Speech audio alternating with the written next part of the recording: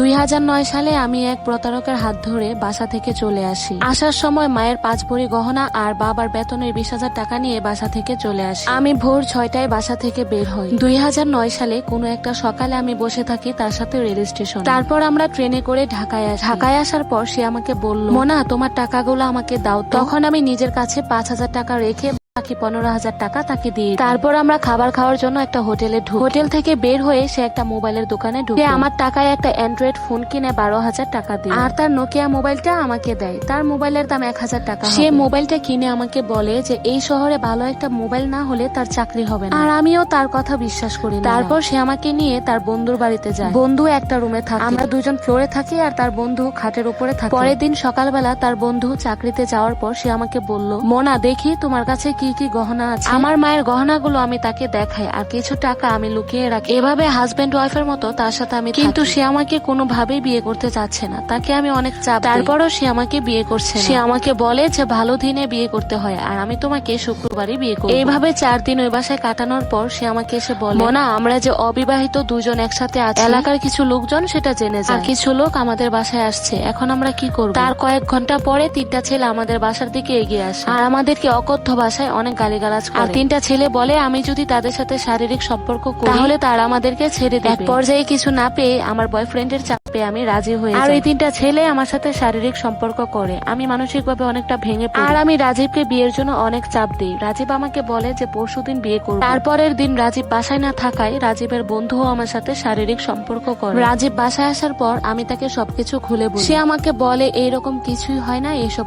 বন্ধু মানুষ আমাদেরকে থাকতে দিয়েছে, না হয় তার সাথে একটু সময় কাটাতে কি এমন অসুবিধা হয়েছে। আমি তার কথায় অবাক হয়ে যাই যে সে কি বলে। সেদিন রাতে রাজীব আমাকে বলে চলো আমরা আমাদের বাড়িতে চলে যাই। তার আগে আমার বড় বোনের বাড়িতে গিয়ে আমরা বিয়েটা সেরে। তার বড় বোনের বাড়ি নাকি কুমিল্লা। তারপর সেদিন রাতেই আমরা কুমিল্লার উদ্দেশ্যে রওনা। তারপর সে আমার সাথে আনা গহনাগুলো নিয়ে কুমিল্লাতে আসার পর আমরা একটা বাসায় চলে আসি। সেখানে খুব সুন্দরী একটা মহিলা ছিল, তাকে দেখেই আমি সালাম দেই। সে নাকি রাজীবের বোন। তারপর রাজীব আমাকে বলল, মোনা তুমি কোনো কিছু খেয়ে ঘুমিয়ে পড়ো, অনেক জার্নি করে এসেছো আর রাতে আমরা বিয়ে করব। এখন আমি বিয়ের বাজার করতে যাচ্ছি আর তুমি থাকো। আমিও তার কথায় বিশ্বাস করে থেকে গেলাম। সেখানে আরো কয়েকটা মেয়েকে দেখলাম। আমাকে ভাত দেওয়া হলো, আমি ভাত খেয়ে ঘুমিয়ে পড়লাম। রাতের বেলা আমার ঘুম ভাঙলো। তখন রাজীবের কথা জিজ্ঞাসা করাতে ওই মহিলা আমাকে বলল, তোকে রাজীব এখানে বেঁচে দিয়ে গিয়েছে, এখন কথা কম বল, রাতের ঘরে মেহমান যাবে, খুশি করে দিস। এটা শোনার পর আমি কান্না করি আর চিৎকার করি এখান থেকে বের হয়ে যাওয়ার জন্য। এর জন্য অনেক মারে তারা। একদিনে 3টা পুরুষ পাঠানো হতো আমার কাছে, আর যদি আমি না করতাম তাহলে তারা আমাকে অনেক অত্যাচার করত। আমার জীবনটা তখন পতিতালয়ের মধ্যেই সীমাবদ্ধ। আমার আর এসব সহ্য হচ্ছিল না। তারপর ভাবি এর থেকে আত্মহত্যা করাই ভালো। একদিন বাথরুমে গিয়ে ঝর্ণার পাইপের সাথে গলায় ফাঁসি, কিন্তু মৃত্যুর খুব কাছাকাছি এসেও নিজে আবার বাঁচতে চায়। আত্মহত্যা করা যে কতটা কষ্টের সেদিন আমি বুঝেছি। আমি সহ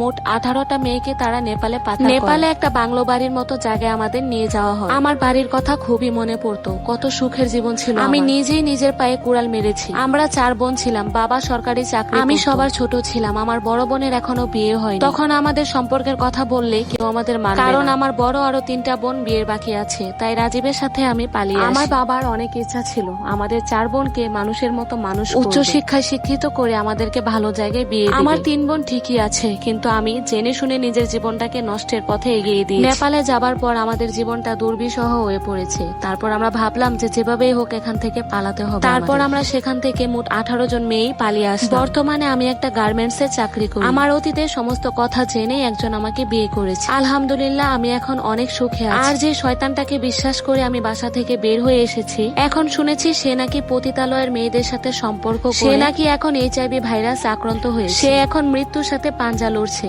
আল্লাহ তার সঠিক বিচার করেছে। আপুরা কখনো কোনো ছেলেকে না জেনে শুনে বিশ্বাস করতে যাবেন না। প্রতারকের ফাঁদে যদি কখনোই পা দেন তাহলে আপনার জীবনটা পুরো নিস্তেজ হয়ে যাবে। এই সম্পূর্ণ স্টোরির সাথে আমার ব্যক্তিগত জীবনের কোনো মিল নেই। এটা একটা আপুর জীবন থেকে নেওয়া কাহিনী। সবাই ভালো থাকবেন, দেখা হবে নতুন ভিডিও। ধন্যবাদ।